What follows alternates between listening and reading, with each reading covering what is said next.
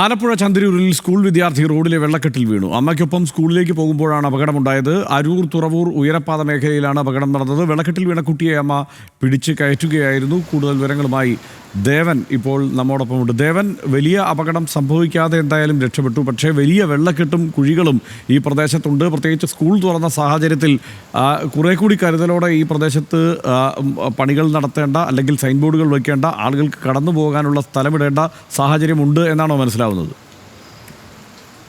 ഹർഷൻ, തീർച്ചയായും അങ്ങനെ തന്നെയാണ്. കാരണം ഈ അരൂർ തുറവൂർ ഉയരപ്പാത നിർമ്മാണ മേഖലയിൽ അപകടങ്ങൾ പതിവായി നടക്കുന്ന ഒരു മേഖലയാണ്. കഴിഞ്ഞ മാസം തന്നെ ഏകദേശം 4ഓളം അപകട മരണങ്ങൾ ഈ മേഖലയിൽ മാത്രം രേഖപ്പെടുത്തിയിട്ടുണ്ട്.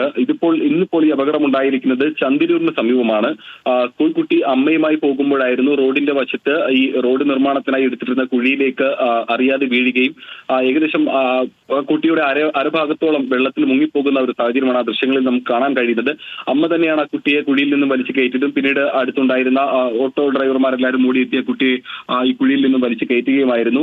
ഏതായാലും ഈ മേഖലയിൽ അപകടങ്ങൾ പതിവാകുമ്പോഴും സ്ഥിരമായി നമ്മൾ കാണുന്ന ഒരു കാഴ്ചയാണ് ഈ അപകടങ്ങൾ. എങ്കിൽ കൂടിയും അവിടെ ഒരു ഈ അപായ സൂചനകൾ വെക്കുകയോ അല്ലെങ്കിൽ ഈ കുഴികൾ അടയ്ക്കുന്നതടക്കമുള്ള കാര്യങ്ങളിൽ കരാർ കമ്പനിയിൽ അൽഭാവം കാട്ടുന്നു എന്നുള്ളത് സ്ഥിരമായി അവിടെ നിന്നും ഉയർന്നു വരുന്ന ഒരു ആക്ഷേപമാണ് നാട്ടുകാരിൽ നിന്നും. ഈ പ്രധാനമായും ഈ ടൂ വീലറിൽ പോകുന്ന യാത്രക്കാർ സ്ഥിരമായ അപകടത്തിൽ പെടുന്ന ഒരു മേഖല കൂടിയാണ് അവിടെ. ഈ നാളിതുവരെയും നിരവധി അപകട മരണങ്ങൾ കൂടിയും റിപ്പോർട്ട് ചെയ്തിട്ടും ഇത്തരത്തിൽ ഈ ഒരു അതിനുള്ള പരിഹാര മാർഗങ്ങൾ കാണുന്നതിൽ ഈ കരാർ കമ്പനി കാട്ടുന്ന അലംഭാവം അത് എടുത്തു പറയേണ്ട ഒന്ന് തന്നെയാണ്. നിർമ്മാണ മേഖലയിൽ ഏകദേശം ഈ 2 വർഷത്തിനിടയിൽ മാത്രം ഏകദേശം 43-ലധികം മരണങ്ങളാണ് അവിടെ നടന്നിട്ടുള്ളത്.